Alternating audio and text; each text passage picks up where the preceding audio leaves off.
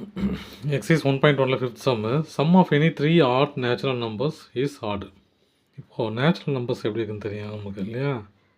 Natural numbers 1 2 3 4 5 6 7 8 9 போதும்.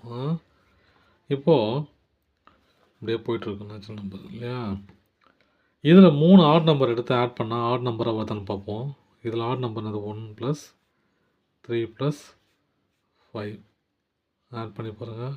8 1 + 1 9. இது 3 add natural number எடுத்து ஆட் பண்ணால் இதுவும் ஆட் நம்பர் தான் வருது. ஓகேவா? அப்போ இது ட்ரூ.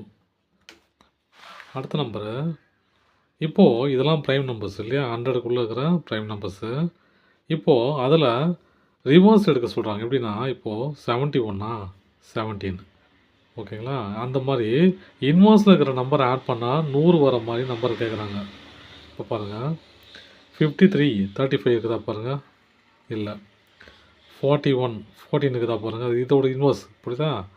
41 14, 43 34, 47 74. ஓகேவா? இதுக்கு வாய்ப்பு இல்லை. எதுக்குமே ரிவர்ஸ் இல்லை. 53க்கு 35 வரணும், வரல. 59க்கு 95, 100 மேலே போகுது. 61க்கு 16 இல்லை. 76க்கு 67 இல்லை. 71க்கு 17 இருக்குது இல்லையா? அப்போது 17 71. ஓகேவா? இது இன்வர்ஸ் இருக்குது இல்லையா? 73க்கு 37க்கு தான் பாரு, இதோ இருக்குது. 37 73. 100க்குள்ளே இருக்கிற அந்த இன்வர்ஸ் நம்பர் மட்டும் எடுக்க சொல்கிறாங்க, வேறு எதுவும் இல்லை. அப்புறம் 73க்கு 37 வந்துச்சு.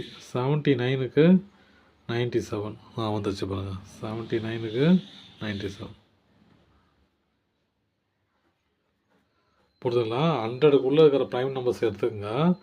அதை இன்வர்ஸாக எழுத முடியுமான்னு கேட்குறாங்க. எந்த நம்பர்லாம் பேராக இன்வர்ஸாக இருக்குதுன்னு கேட்குறாங்க.